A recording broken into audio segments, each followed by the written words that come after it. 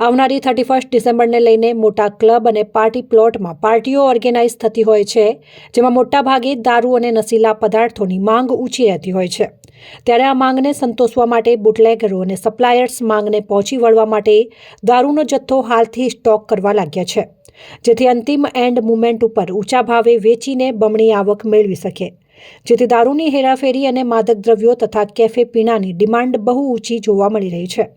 ત્યારે આ ડિમાન્ડને પહોંચી વળવા અને કસ્ટમરને સારી સર્વિસ પૂરી પાડવા માટે આવા કેફે પીણા માટે ગુજરાત અને અન્ય જગ્યાએ ઘુસાડવા માટે આંતરરાજ્યોને જોડતી બોર્ડર માર્ગો પર વધુ પસંદ કરવામાં આવે છે.